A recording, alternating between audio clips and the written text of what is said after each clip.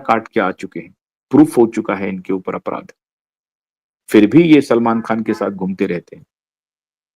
सजा सजा काट के आ चुके हैं, फिर भी इनको कोई सलाह नहीं दे रहा है कि भैया आप ये सब धंधा छोड़ दो। करोगे क्या? अब ब्रिंगिंग ही वही कर लिया आपने। अपने बाप को आइडल बनाए होते तो शायद ये काम नहीं करते, लेकिन इन्होंने किया। तो नरेंद्र मोदी ने ड्रग कार्टेल के ऊपर जबरदस्त हमला कर दिया और कहा कि ये सभी अब एक्टिव नहीं होने चाहिए। खत्म।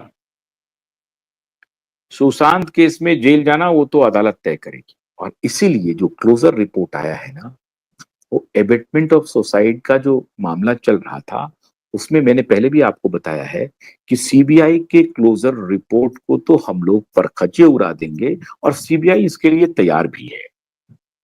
सीबीआई पूरी तरह से तैयार है। सीबीआई को मालूम है कि क्यूवाइब नेटवर्क जैसा नेटवर्क यहां मौजूद है, नीलेश ओझा और उनकी टीम मौजूद है, तो हमारे परखचे तो उड़ने ही हैं। Blow by blow, bit by bit, point by point, उनके परखचे तो उड़ाएंगे ही हम। सीबीआई को ये मालूम है, और सीबीआई ये कैलकुलेटिव उन्होंने ये चल दिया कि ताकि ये खुले, ताकि प्रोटेस्ट इस पर फाइल हो, और प्रोटेस्ट फाइल होगा, केस खुलेगा, और फिर हम हत्या का मुकदमा दर्ज करेंगे, एफआईआर 302 के तहत हम उसका इन्वेस्टिगेशन प्रारंभ करेंगे। इसीलिए ये टाइमिंग, दिशा का जब केस चल रहा है तो सीबीआई का क्लोजर रिपोर्ट दिया गया है, बहुत बड़ी चाल का ये हिस्सा है।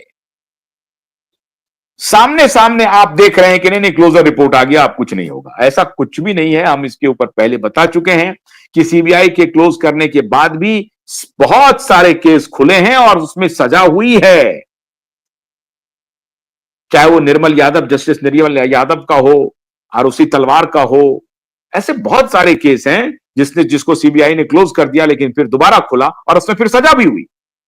आरुषि तलवार के केस में दोबारा खुला, फिर सजा भी हुई। निर्मल यादव का भी केस खुला, यह और बात है कि 10 साल के बाद उनको रिहा कर दिया, वो भी एक अलग कहानी है, लेकिन केस दोबारा खुला। तो ऐसे बहुत सारे केसेस हैं जिसको सीबीआई जानबूझ करके क्लोज कर देती है ताकि अब दूसरा मामला इस पर शुरू हो। वही होना है मित्रों। इसलिए टाइमिंग महत्वपूर्ण थी सीबीआई के क्लोजर रिपोर्ट की। और दूसरी महत्वपूर्ण बात कि अभी जो इवेंट हुआ उसमें इन सभी लोगों को एक प्रकार से आदेश था कि उस समिट के आसपास भटकना भी मत, तुम्हारा चैप्टर पूरी तरह से क्लोज हो गया, भगा दिया इन लोग, इनकी पूरी दुकान बंद। और एक दिन पहले का स्टेटमेंट आज मैं बताता हूं माननीय होम मिनिस्टर का। उन्होंने कहा है कि ड्रग के कार्टेल को जड़ से नस्त नाबूद करूंगा। अब ये क्यों जरूरी है?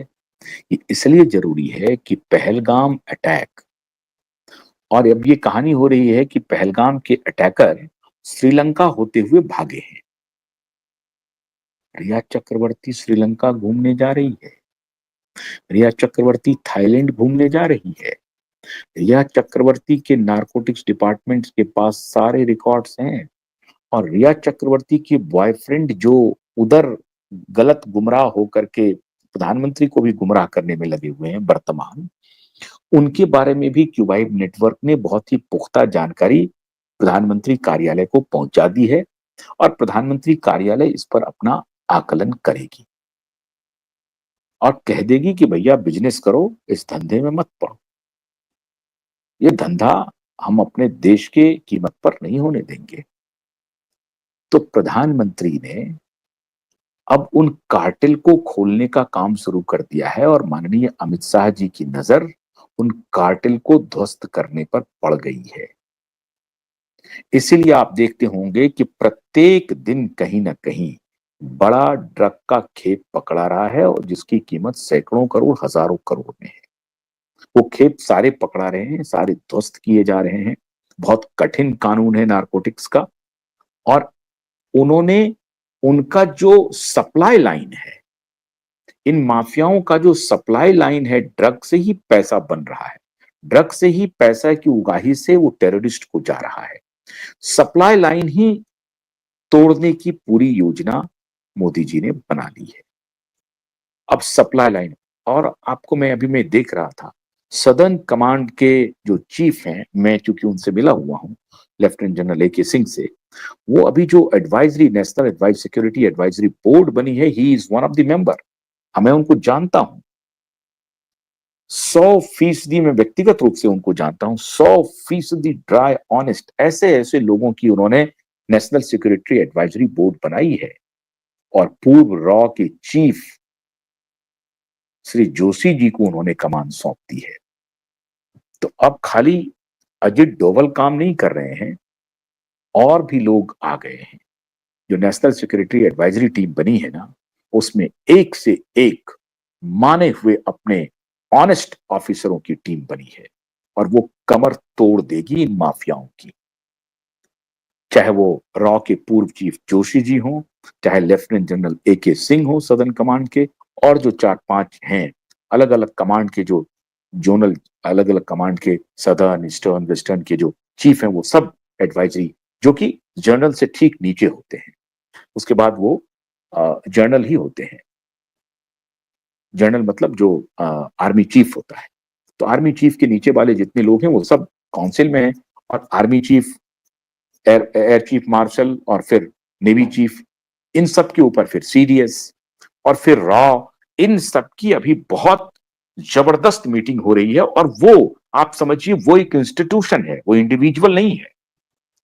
और वो इंस्टीट्यूशन भारत, एक देश, इसके प्रति रिस्पॉन्सिबल है। तो इसमें डिनो मौर्य, सूरज पंचोली और समीर खान का गैंग और सलमान खान का गैंग पीनट्स है, पीनट्स। इनको तो एक एक एक झापर लगेगा तो ये समुंदर में जाके गिरे। इनको झापर नहीं, सिर्फ आंख दिखा दिया। अभी तो आंख ही दिखाया प्रधानमंत्री ने, सिर्फ आंख दिखाया है, कभी रवाना हो जाओ यहां से, ये तुम्हारा चलने का नहीं है। तो इधर उनका सप्लाई लाइन कट रहा है, और इधर कानूनी लड़ाई शुरू है। और कानूनी लड़ाई में डिनो मौर्य, सूरज पंचोली, अरबाज खान, आदित्य ठाकरे, इनको घसीटने का काम तो क्यूबाइट नेटवर्क और हमारा supreme court high court litigant association आदरणीय नीलेश ओझा जी के नेतृत्व में कर ही रहा है। तो चौतरफा लड़ाई शुरू है। मैं प्रधानमंत्री जी का आभार प्रकट करता हूं कि प्रधानमंत्री जी ने यह काम जबरदस्त कर दिया। कभी कभी अगर शंका होगी प्रधानमंत्री जी, तो हमारे तरफ से सवाल पूछे जाएंगे, और ये प्रेरोगेटिव तो हमारा है, ये हमारा अधिकार है कि हम आपसे सवाल करें, और आंख में आंख डाल करके सवाल करें कि आपने ये काम क्यों नहीं किया, आपने ये काम क्यों नहीं किया। यही हमारा काम है, यही हमारा कर्तव्य है। लेकिन अगर आपने कोई अच्छा काम किया, तो हमारा कर्तव्य है कि आपको संपूर्ण उसका श्रेय भी मिले, और आपकी वाहवाही भी हो। और मैं कर भी रहा हूं। और इसलिए हमारे दर्शक के लिए एक बड़ी सूचना यह है कि ड्रग कार्टेल पर भारत सरकार ने हथौड़ा चला दिया है। और बॉलीवुड का जो ड्रग कार्टेल का जो माफिया इतने दिनों से इनकी जो चल रही थी ना, कल ही बांद्रा में भी गिरफ्तारी हुई है, और लगातार इनके सप्लाई लाइन को तोड़ने की पूरी कवायद भारत सरकार के तरफ से चल रही है। और अब जो नेशनल सिक्योरिटी एडवाइजरी बोर्ड बनी ना, वो तो कमर ही तोड़ देगी, क्योंकि वहां पर रॉ के भी लोग हैं। जो इंटरनल इंटेलिजेंस है, चाहे नेशनल इन्वेस्टिगेटिव एजेंसी एनआईए है या रॉ है, इन सबका बेटर कोऑर्डिनेशन हो रहा है। और इस बेटर कोऑर्डिनेशन में उनका सबसे बड़े निशाने पर ये ड्रग कार्टेल है। ये जो नकली नोट का जो कारोबार करने वाले हैं वो हैं, और अवैध हथियार के जो सप्लायर हैं वो हैं। इन कार्टेल को ध्वस्त करेंगे। इनका जो आगे वाला जो फ्रंट मैन है, उसमें ये लोग छोटे मोटे खिलाड़ी, रिया चक्रवर्ती, शोभित चक्रवर्ती, डिनो मौर्य लोग हैं, आदित्य ठाकरे वगैरह, ये तो खत्म हो जाएंगे। ये तो सिर्फ आंख दिखाने से ही खत्म। और इनको तो अभी अदालत में इनको घेरने जा ही रहे हैं। तो बहुत बहुत शुक्रिया प्रधानमंत्री मोदी जी कि आपने इन लोगों को इनकी, आशा करते हैं कि आगे भी इसी तरीके से भारत सरकार इनकी औकात दिखाएगी। और सीबीआई का जो क्लोजर रिपोर्ट है, उसे तो आपको कुछ करने की जरूरत नहीं, उसके लिए हम लोग काफी हैं। सीबीआई के क्लोजर रिपोर्ट को डिस्क्लोज करने के लिए, धूल धूसरित करने के लिए हम लोग काफी हैं, और हमारी न्याय व्यवस्था काफी है। हमें अदालत पर भरोसा है। बहुत बहुत शुक्रिया। नमस्कार।